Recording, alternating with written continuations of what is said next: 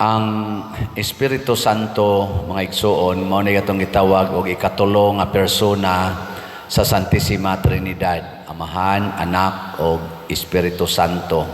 Ang iyang function mao ang paghiusa sa tanang bahin sa simbahan, or practically gyud, generally speaking, di ay para sa tanang mga tao, siya'y tighiusa.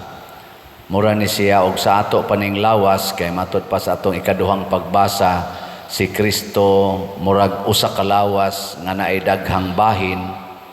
Ang atong lawas daghan kay bahin, murag ang Espiritu Santo mura ni siya og dugo nga gikan diri o circulate tibuok na tong lawas. Mura sad ni siya og mga nerves. Ang Espiritu Santo nga ang nerves gikan diri o hangtod gyud sa tibuok na tong lawas, unya mo na nag-communicate nga hiusa ang atong lawas, natay nervous system.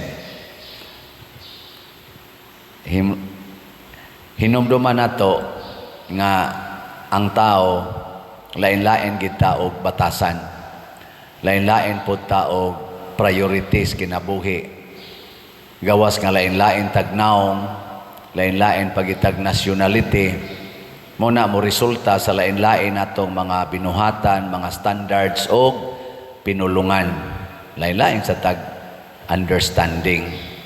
Pero kung naa na gani nato ang Espiritu Santo, sigon sa gisgutan diri sa unang pagbasa, pag-abot gyud sa Espiritu Santo, ang gisulti sa mga tinun-an nga pulos mga taga Galilea or kadaghanan o Galileanhon, nakahatag og murabag kanang nasabtan sa tanan nga daghan kay ditong mga lain-laing pinulungan na taga Asia, Cappadocia, sa patong uban Partia, lain-lain lang nga mga tao nga lain-laing sinultihan, nagkasabot sila. Nganuman kay ang mga tinun-an nagsulti, pinasubay sa pagbuot sa Espiritu Santo. Ang ato sang kalibutan karon, lain-lain ang mga tao, ang taga Amerika, lahi sa taga Japan, taga South Korea, lahi sa North Korea, Pilipinas, lahi sa Vietnam, lahi sa China, Israel, Russia, Ukraine, lain-lain ta. Nya, naay kagubot, nagkagubot, naay naggubat, naay naghulga-hulga gubat. Nganuman, ang rason tungod kay wala naman gud ta maminaw sa Espiritu Santo. Lingay mong tupad na wa magubot sa inyo ron. Nawa nagubot. Ang kagubot nagikan gid na siya sa pagkawa nay presensya sa Espiritu Santo diha sa kasing-kasing o hunahuna sa mga tao. Muna ang solusyon, mubalik itag paminaw sa Espiritu Santo. Matod pa diri sa atong tubag sa Salmo, Ginoo, ipadala ang imong Espiritu ug bag-uha ang naong sayuta. Bago-bago pa malanggitang nahuman sa atong midterm elections. Saman, mabag-o na kaning naong sa Pilipinas tungod aning atong mga elected senador ngadto sa atong mga konsihal sa lungsod. Kung naay espiritu, tingali mabag-o gyud ang atong Pilipinas. Pero kung wa gani Espiritu Santo, magsigira ni silag sunod gyapos ilang gusto, musangko ra gyapon ta sa kagubot, panag-away, pag-iyahay. Ang atong mga political leaders magsigig away, particular kay sa ilang mga partido, daoton tika kay kontrapartido kanako, kalaban kanako sa politika, ako kang daoton, ako kang daog-daogon, ra gyud kutob nya kinsa may maalaot ang tibuok nasod. Ang atong nasod mura sa niglawas. Usa ka nasod daghag bahin na atay mga abroad nga Pilipinos na sa ni adinis Pilipinas. Gakinahanglan tag kahiusa.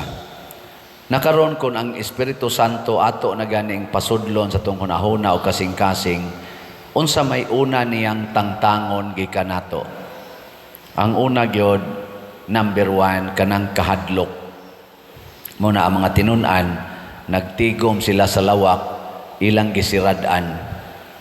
Pero pag abot sa Espiritu Santo, ilang giablihan ang lawak og nanulti na sila, way kahadlok. So muna'y unang kuhaon sa Espiritu Santo ang kahadlok.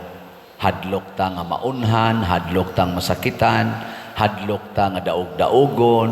Bisag unsa na lang ang klasehas kahadlok, mao man ay makapaguba sa atong relasyon ang kahadlok. Ikaduha, sudlan sa Espiritu Santo ang atong kasing-kasing o hunahuna o gitawag o kaalam. Diyos nung kaalam. Kana bang makatugkad ta sa kamatuoran, kanang tinuod yung kamatuoran, sudlan ta niya ana. Mao nang ang mga tinun-an bisag way mga grado kasagaran, may kay mutabi. Mahinumdom sila sa mga gisultis, mga propeta niya. Kung naasay mo atake nila, may kay sila mutubag nga usahay gani, maglagot na lang ang mga lawyers at tong panahon na o ang mga pari, mga leaders, mga pari, tungod kay di sila makalupig sa katarungan sa mga apostoles, wisdom.